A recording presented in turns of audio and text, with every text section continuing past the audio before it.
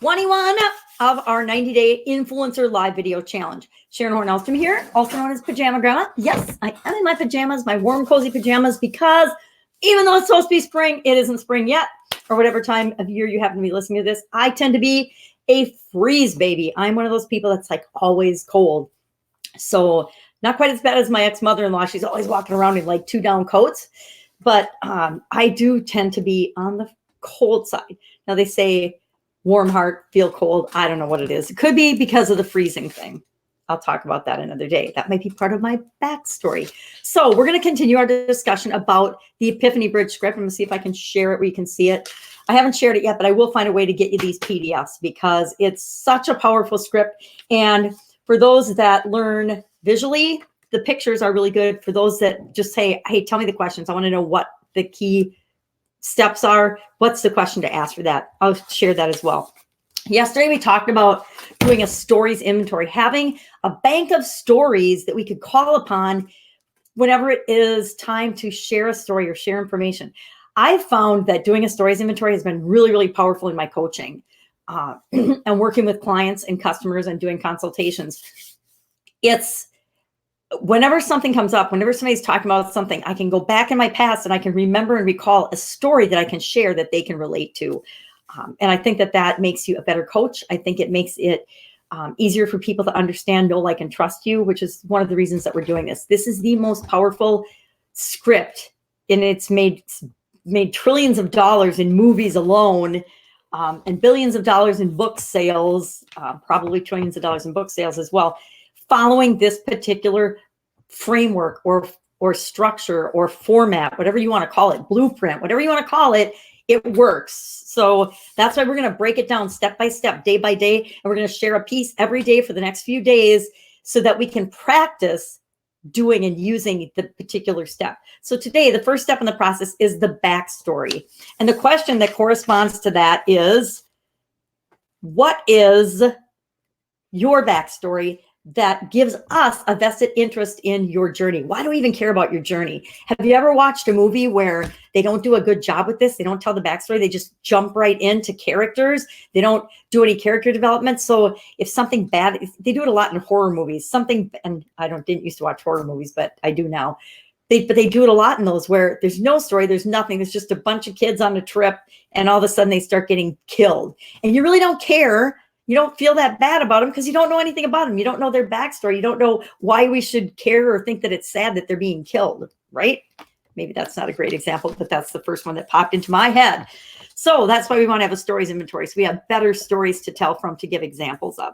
So in the Epiphany Bridge, when we're telling our backstory, we want to tell a story that makes sense to the target audience that we're communicating with. So I just wrote down a couple of examples, and then I took from my stories inventory what backstory I might tell about as I'm talking to this audience. And again, it'll depend on what it is you're going to do for them. What product or service or problem are you going to solve for them? You want to go back into your experiences and say, okay, well, how did I feel before I solved that problem for myself? Or if you're telling someone else's story, I'm going to tell you right now, it's a lot easier to pull stories from your own life and share them in Epiphany Bridge stories than it is to share other people's stories. You can share other people's stories, but they don't have the impact, the power, and the emotion because you weren't directly involved in them. Your own stories will always trump and be more powerful than someone else's story.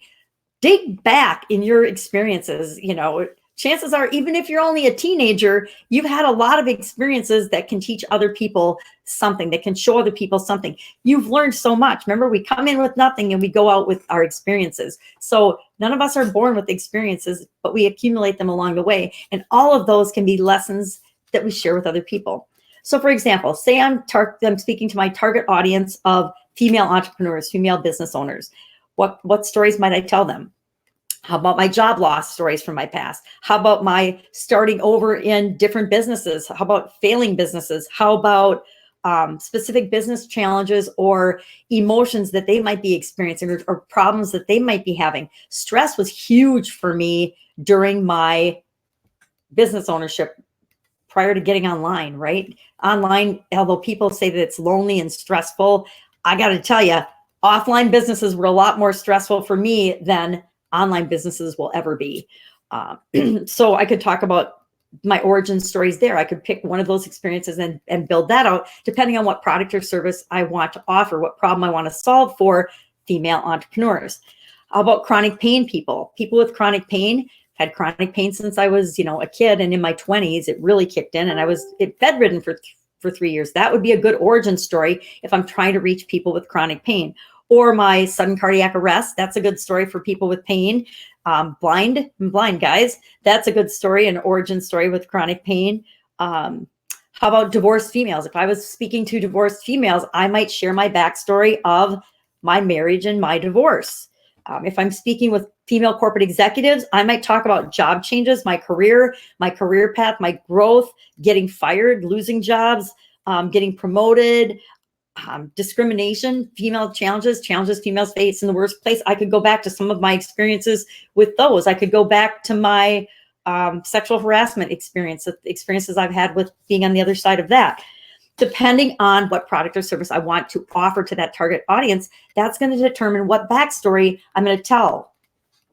MLM and network marketers, I've actually been involved in those businesses. So I could go back and I could talk about the thousands of people, organizations that I built, and then the company went out of business. Or I could talk about the old way of promoting and doing network marketing and MLMs versus the new way now. That would get down further in the story, but I could talk about the old way we used to recruit and how we used to do things. If I'm talking with females in pain, I could talk about my pain journey. I could talk from the beginning to the end, to today, of how I deal with and dealing with pain. So for today, let's pick one audience and one origin story, and that's what we're going to make our video on today. Make your video for your audience. Only talk about your backstory. Only talk about where you were, how you were feeling, and then stop. We're going to get into, well, what did you want? What did you want internally and externally to be different? But for now, just talk about what it was like before. Paint the picture for people so they really feel where you were before in your backstory, where you came from, right? So share that in your video today. That's it. I'll be with you tomorrow to talk about the next step, which is all about what do you want, right? That's the first step up in creating anything that we want in our life, is knowing what it is that we want. That's it. Have a fantastic day. I'm excited to watch your videos. I will, of course, see you tomorrow. Bye.